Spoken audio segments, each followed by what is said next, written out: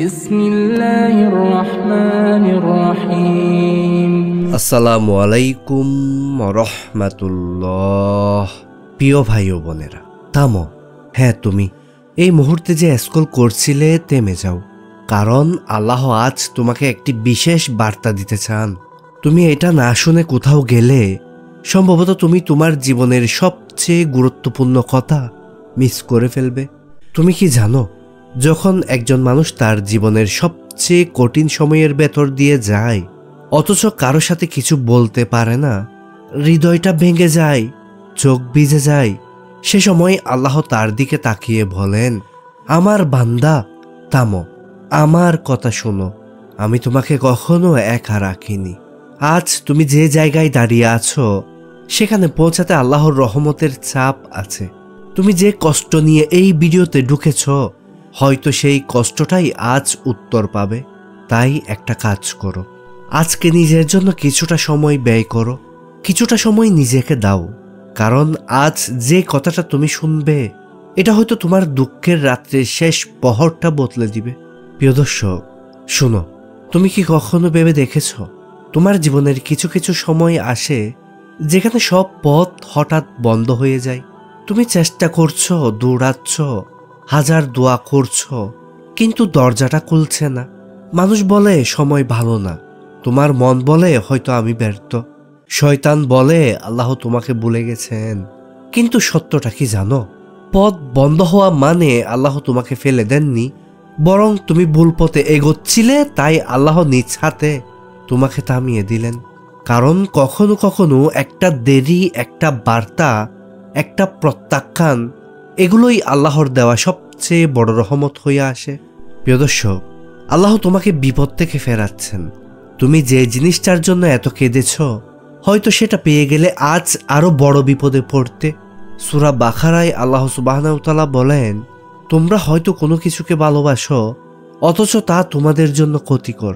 তাহলে ভাবো, তুমি যে মানুষের জন্য কষ্টে ছিলে, যে রাস্তাটার জন্য নিজেকে ভেঙেছ, সেটা হয়তো আল্লাহর কাছে এতটাই বিপজ্জনক ছিল তুমি জানতেই পারোনি।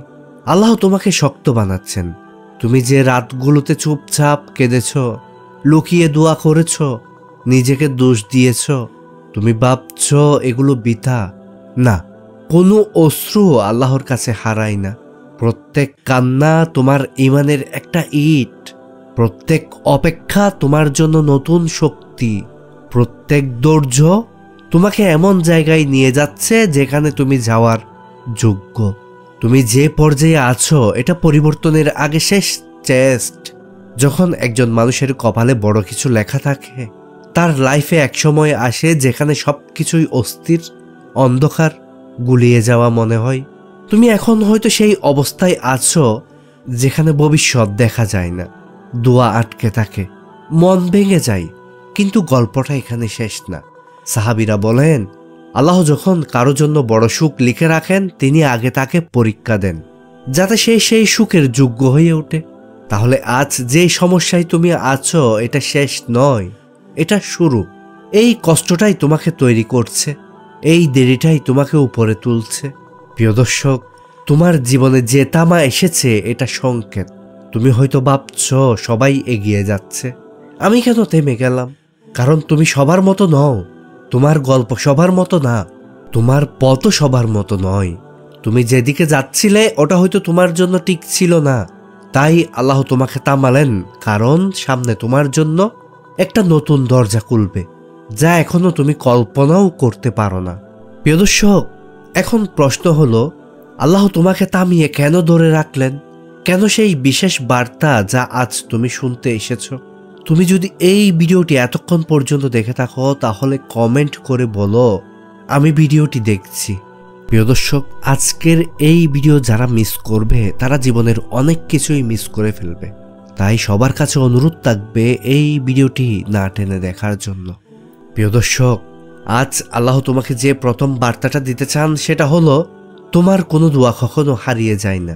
তুমি হয়তো ভাবো, আমি তো কেঁদেছি, রাতে উঠে নামাজ পড়েছি, হাজার বার হাত তুলেছি, তবুও কেন উত্তর আসছে না?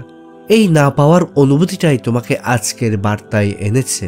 সূরা বাকারার আয়াত নাম্বার 186-তে আল্লাহ সুবহানাহু ওয়া তাআলা বলেন, আমি দোয়া করার প্রার্থনাকারীর ডাক শুনি যখন সে আমাকে ডাকে। দেখো, আল্লাহ বলেননি আমি কখনো কখনো শুনি, বলেছেন আমি শুনি। তুমি হয়তো ভাবছ তোমার দোয়া আটকে গেছে, কিন্তু আসমানের দরজা কোনো দোয়া আটকে থাকে না। আল্লাহ শুনেন, শুধু তিনি সময় বেছে নেন, কারণ মানুষের সময় আর আল্লাহর সময় এক নয়।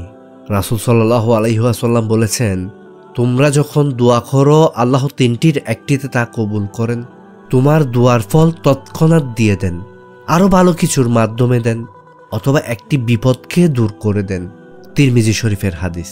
মানে তুমি যে মনে করছো দোয়া কবুল হচ্ছে না, আসলে আল্লাহ হয়তো তোমার নামে লেখা কোনো বিপদ নীরবে সরিয়ে দিচ্ছেন, যেই বিপদটা তুমি কোনোদিন দেখোনি বা দেখো নাই, কিন্তু সেটা না থাকলে আজ তুমি ভেঙে পড়তে।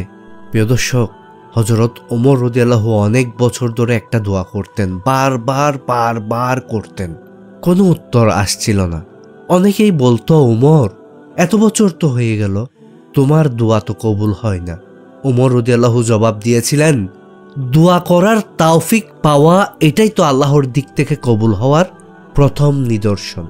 সুবহানাল্লাহ।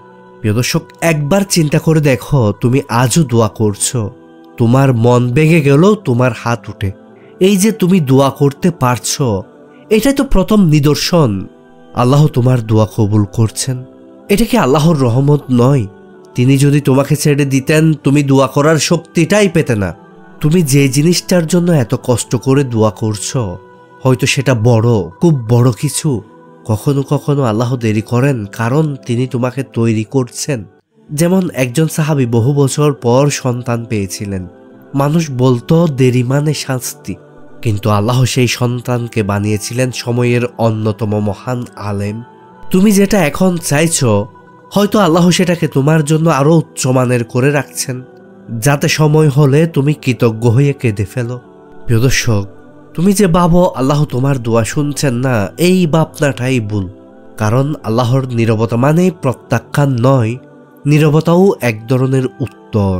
তোমার দোয়া এখনো কবুল হয়নি তার মানে এটা নয় যে হবে না, বরং হয়তো আল্লাহ বলছেন আরো একটু ধৈর্য ধরো, তোমার জন্য আমি যে জিনিসটি লিখেছি তা তোমার কল্পনা থেকেও সুন্দর। প্রিয় দর্শক, তুমি যে দোয়া করে করে ক্লান্ত, যে অপেক্ষার বোঝা তুমি বয়ে বেড়াচ্ছ, জানো আল্লাহর প্রতিটা শব্দ শুনছেন, প্রতিটা অশ্রু শুনছেন, তোমার প্রতিটি আশা ধরে রেখেছেন। প্রিয় দর্শক, এখন শুনো, আজ আল্লাহ তোমাকে যে দ্বিতীয় বার্তাটি দিতে চান, এটা তোমার জীবনের গভীরতম অন্ধকার থেকে এক আলো জ্বালিয়ে দিবে। আর সেই বার্তাটা হলো, তোমার জীবনের এই কষ্ট শাস্তি নয়, এটা আমার পরীক্ষা, আর আমি তোমাকে উপরে তুলতে চাই। আল্লাহ সুবহানাহু ওয়া তাআলা সূরা বাকারার আয়াত নাম্বার 155-তে বলেন, আমি অবশ্যই তোমাদের পরীক্ষা করব ভয়, ক্ষুধা, সম্পদের ক্ষতি, প্রাণের ক্ষতি ও ফল ফসলের ক্ষতির মাধ্যমে। প্রিয় দর্শক, দেখলে আল্লাহ আগেই বলেছেন তোমার পরীক্ষা নেওয়া হবে, কারণ যাদের কপালে বড় কিছু লেখা থাকে তাদের পথ সবসময় কষ্ট দিয়ে শুরু হয়। আর কোরআনে আরো বলা হয়েছে, অবশ্যই আল্লাহ ধৈর্যশীলদের সাথে আছেন। মানে তুমি এখন যে পরিস্থিতিতে আছো, আল্লাহ সেখানে তোমার পাশে আছেন, তুমি একা নও। প্রিয় দর্শক, রাসূল সাল্লাল্লাহু আলাইহি ওয়াসাল্লাম বলেছেন, আল্লাহ যখন কোনো বান্দাকে ভালোবাসেন তাকে পরীক্ষা দেন। তিরমিজি শরীফের হাদিস। এই কথাটা শুনে অনেক সাহাবী কেঁদে ফেলেছিলেন, কারণ তারা বুঝেছিলেন যে কষ্ট তাদের জীবনে আসে এটা আল্লাহর রাগ নয়, এটা আল্লাহর নরম স্পর্শ।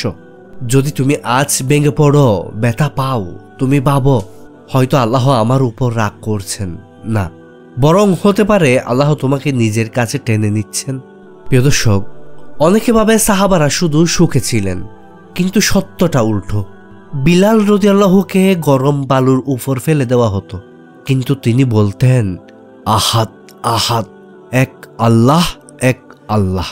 কাব্বাব রাদিয়াল্লাহু, তার পিঠের উপর কয়লা ঢেলে দেওয়া হতো। মুসলিম নারীরা নির্যাতনের ভয়ে সন্তান কোলে নিয়ে মদিনায় হিজরত করেছেন। কেন? কারণ আল্লাহ তাদেরকে কষ্ট দিয়ে নিচে ফেলেননি, কষ্ট দিয়ে তাদের হৃদয়কে পরিশুদ্ধ করেছেন। তোমার জীবনে যে কষ্ট এসেছে, হয়তো সেটা তোমাকে আগের চেয়েও আরো শক্ত, আরো নরম, আরো ইমানদার বানানোর জন্য।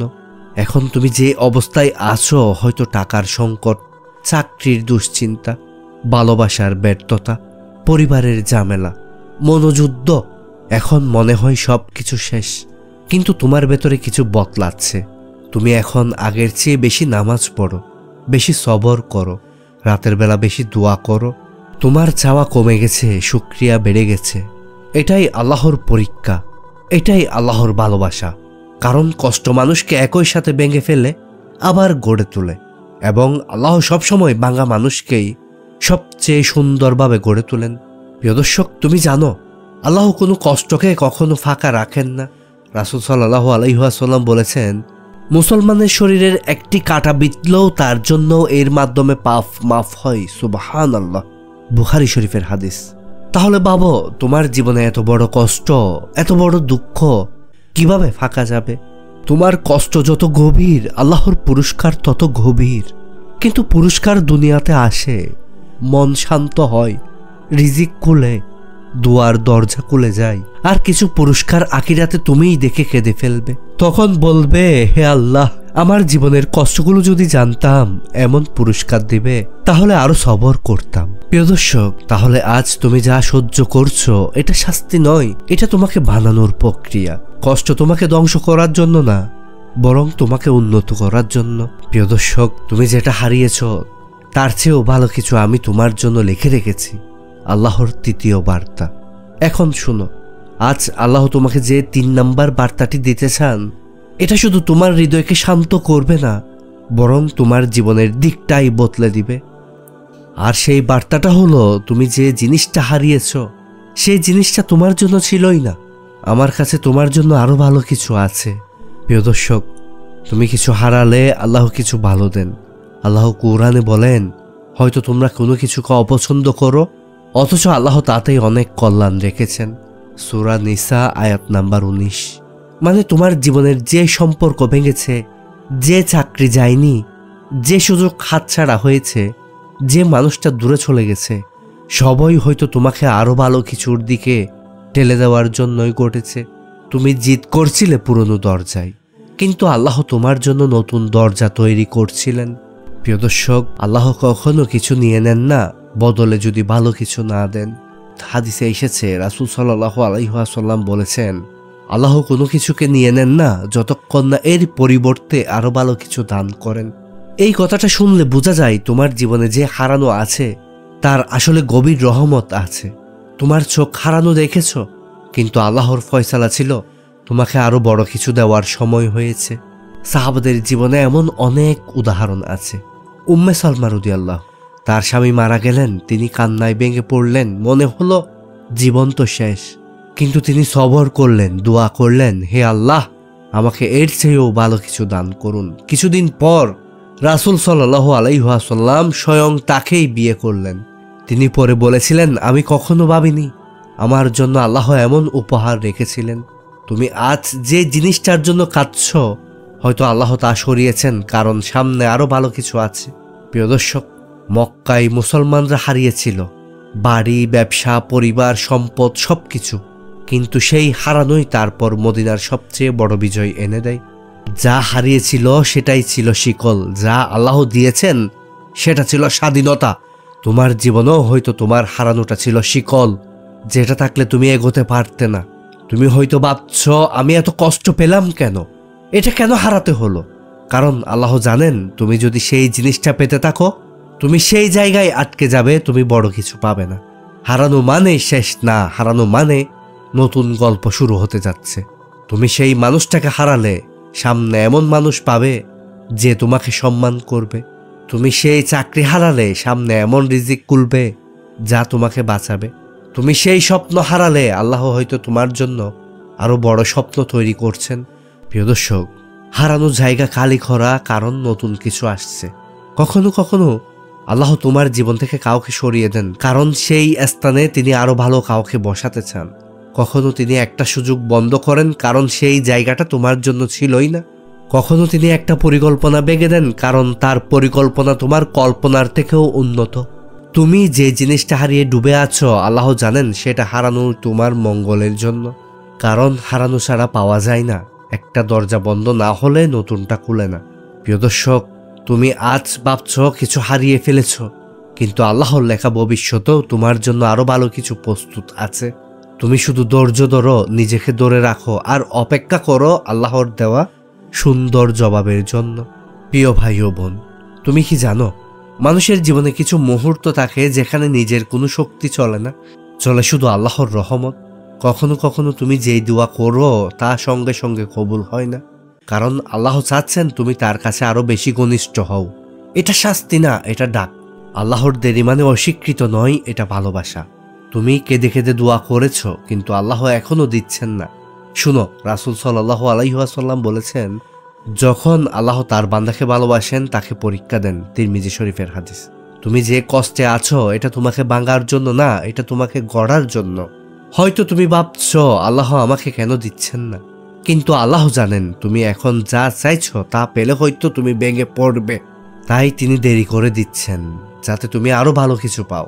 তুমি যেই জায়গায় ভেঙে পড়ছো সেই জায়গাতেই আল্লাহ তোমাকে তুলবেন।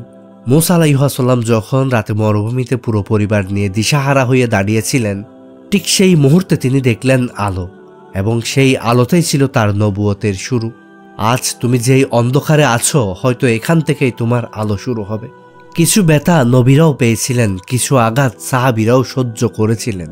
তুমি তাহলে কেন ভাবো তোমার জীবন সব সময় সহজ হবে? আল্লাহ যদি তাদের ভাঙেন, তোমাকেও গড়তে ভাঙবেন। এটাই ভালোবাসার নিয়ম। তোমার দোয়ার উত্তর ইতিমধ্যে লেখা হয়েছে। তুমি ভাবিও না দোয়া হারিয়ে যাই। প্রিয় ভাই ও বোন, রাসূল সাল্লাল্লাহু আলাইহি ওয়াসাল্লাম বলেছেন, তোমার দোয়া 3 ভাবে কবুল হয়। 1 সঙ্গে সঙ্গে, 2 কিছুটা দেরিতে, 3 কিংবা কিয়ামতের দিন এর বিনিময়ে তোমাকে এমন কিছু দেওয়া হবে যা দেখে তুমি বলবে, ইস, দুনিয়াতে আমার কোনো দোয়াই যেন কবুল না হতো। অর্থাৎ তুমি যে কাঁদছো, যে ব্যথা নিয়ে হাত তুলছো, যে নিঃশব্দ কান্না তোমার বালিশে পড়ে, সবকিছু লিখে রাখা হচ্ছে। তোমার প্রতিটি ইয়া আল্লাহ শোনা হয়, যত ছোট শব্দই হোক।